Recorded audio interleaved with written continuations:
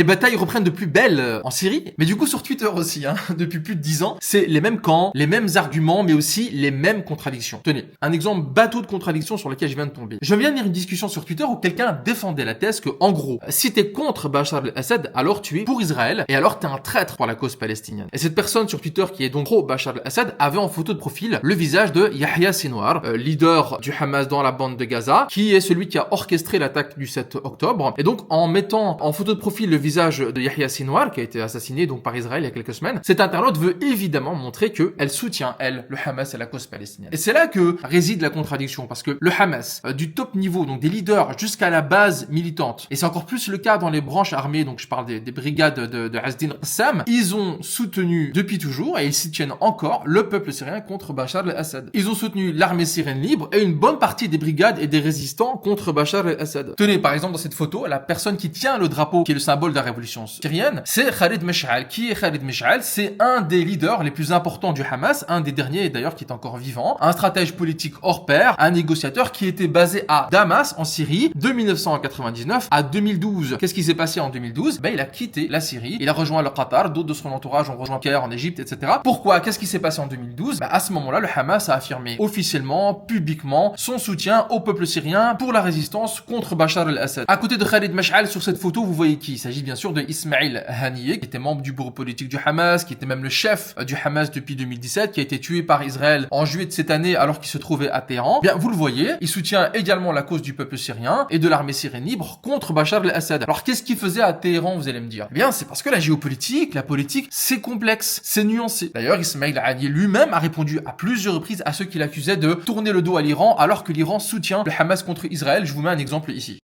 مما جرى في سوريا ويجري في سوريا حددناه لأننا لا يمكن أن نكون إلى جانب نظام يقتل شعبه ومن وقف معنا في الحق لا نقف معه في الباطل ومن وقف معنا في الحق لا نقف معه في الباطل. En fait, comme l'a dit hier Omar Suleiman sur Twitter, ceux qui se disent pro-palestiniens mais qui sont pro-Assad ne savent pas ou ne veulent pas savoir ou ne se rendent pas compte que les peuples syriens et palestiniens sont frères. Ils vivent tous deux sur la même terre bénie du Shem dont le prophète alayhi salatu wassalam a parlé dans de nombreux hadiths, et ils sont opposés aussi bien à Israël qu'à Bachar al-Assad. Pour savoir ça, il faut quitter les bulles algorithmiques d'Alain Soral, de Thierry Messant ou de Michel Collomb. Il faut sortir de cette logique binaire et campiste, caricaturale de la situation géopolitique dans la région. Et en fait, il faut directement parler aux Syriens, aux Palestiniens, et pas à partir de son canapé en Occident leur imposer une vision géopolitique qu'ils n'ont jamais défendue ou partagée.